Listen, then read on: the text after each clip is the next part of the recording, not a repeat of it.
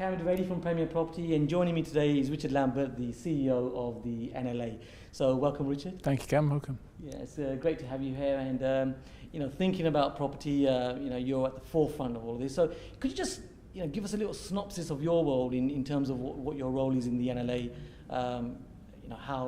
What you do and how you do that and how you can help us. So I'm Chief Executive of the National Landlords Association. My job is to make sure the organisation works effectively for our members. The bulk of what we do is providing advice, guidance, information so that they can run their property businesses effectively and efficiently. They understand their rights and their responsibilities. But we also have a big role to play in terms of representing the industry, lobbying, and trying to ensure that government understands the consequences and the implications of some of the policy proposals they put forward and decisions they take. They don't always take our advice into account when they do make those decisions, but we always make sure they understand what those consequences might be.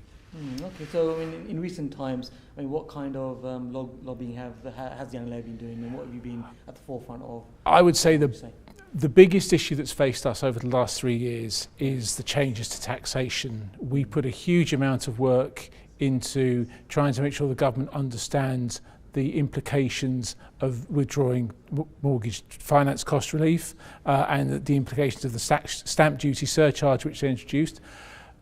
We weren't aware of that change when it came up because you never know about budget changes before they're announced. One of the difficulties we have is that the Treasury is the hardest department to lobby, and when they're lobbying about tax, it becomes hardest of all. So we found that the Treasury is still very clear in its mind that the analysis they used to put together that initial policy proposal and make that happen, they still believe it's right. It's only when the data actually comes through in real time that shows them that things are moving in a direction they didn't expect to, and all the data we're getting is telling us that it's backing up our analysis that they wouldn't accept. Then it's only when that data comes through that I think they'll start to think about whether that's the right route to have taken.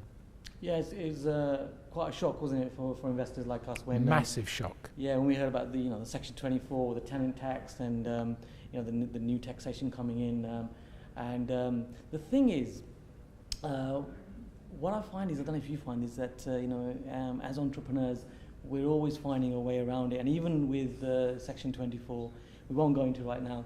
But actually, even with that, as an active investor, there's ways on how you can use it to your advantage. I think that's the nature of entrepreneurship, and particularly I find it's the nature of landlords. Landlords always seem to me to be very practical people. They see a problem, they try and find a way through it, they try and find a way around it, they try and find a way to keep their business going. And that's happened. If you look at the number of people who managed to continue to be landlords even through the 50s, 60s and 70s, where the market was contracting and contracting and contracting because of all the regulation around that, and it was very difficult to run a successful property business, but people still did. And I think one of the things that really strikes me is that you will always find somebody who will find an innovation, will see a way through. People will adapt and adjust, they always do.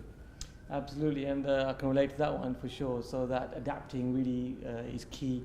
Exactly what we're just talking about right now. Continuously adapting the property world really helps you to move forward. And there are ways of moving forward. And like I say, Section 24, although there is that taxation there, we can legitimately, according to HMRC regulations, make sure that we can mitigate that. So there are solutions. Which we won't go into now, but that's there, available. So what else do you see, as you're at the forefront of all this, and as you say, you're lobbying and you're meeting these ministers and so on, what do you see moving forward, the sort of the changes that are happening as we enter into 2019? I think at the moment we are in a real... I've been saying that for the last 7 years, it seems, housing is in a real state of flux, but particularly the private rented sector is in a state of flux because there are so many different things going on to affect it. We still don't know what the impact of Brexit will be, although our survey of landlords is starting to suggest to us that they are seeing Brexit having an impact on tenant demand. We've got the consultation on longer term tenancies coming through. We're still seeing the full effects of the taxation changes working their way through, and that's certainly having an impact on landlords selling and buying intentions, and indeed that's feeding through into their activity. There's a whole raft of reform coming through on the regulation of letting agents, which will have a huge impact on their business model, and that's going to effectively that's going to ripple through onto landlords. So there's a lot of things coming down the line over the next 2 or 3 years. Some of it is already decided and in legislation and working its way through. Some of it is in proposal and consultation. Some of it is still being worked out. I think the difficulty is just trying to adapt with the amount of different changes and the shifts in the environment that are coming through. And that's before you take in some of the economic impacts, like what might happen if there's more interest rate increases, if there's a tightening of mortgage lending conditions. There's a whole range of things that could come. So it's a very uncertain time. I think people need to be quite open and flexible in their approach. Yeah, so there's a lot of changes, as you're saying, as you mentioned there. One of the ones I sort of heard you very clearly say, and you also trusted environment in the NLA. The fact about tenants. So what impacts are you seeing with the tenant side of things? We do a quarterly survey of landlords, and as part of that, we always ask about what people are seeing around tenant demand. Is it increasing? Is it decreasing? How that might be being affected? What's the reasons for that? We have seen over the past 2.5 years a very clear sign that tenant demand is softening, and that is now a very clear trend. It's not uniform across the country. There are still some areas, particularly the Midlands, which is where tenant demand is still reasonably strong. On the other hand, in the North East, what you've got is effectively a property recession and almost negative equity due to oversupply, the relative level of income to wages, and the fact that there is a huge amount of social housing which is not just available but it's unoccupied. So the reasons for tenant demand falling vary throughout the country, but there's no doubt that we are seeing a very strong perception. Something like 1 in 4 landlords across the country are now saying to us, we are seeing tenant demand reducing. That's a really interesting point that you bring up, and absolutely agree with that one, because in London we have different areas that we're investing in, as we call them Goldmine areas, specific hotspots to be investing in, and we have different regions for different perspectives of what we want to do with that property. So London is one of them. We like to do flipping property, buying and selling, developing and so on in sort of London areas. As you say, the Midlands is a completely different market. We're finding a lot of competition in these areas right now, and we have strategies on how you can really make this work. And quite rightly, there's pockets in the country where you can make bad investments or good investments. So really important, if you're listening in, to think about it. If you haven't already, find your Goldmine area, your specific region in the country where you can really niche and work out what you really want to achieve. Is it income? Is it capital? Is it development type properties you're looking for? Is it buy to let? What is it that you want to achieve, and what type of strategy are you prepared to put yourself into and make it work for you? So really, really good points. I think thinking about different areas, London is like the 5th country of the UK as far as housing is concerned. It is so completely different from the rest of England, and you need to bear that in mind if you've not invested outside London before and you're thinking about it. Extremely valid point there. Information really is key, and sadly, as we know, so many investors, good people out there, are selling off their portfolios just because they just don't know what they don't know. Not their fault. Yet, if they could only bring in that information, they could just turn that around. Quite sad to see that, actually.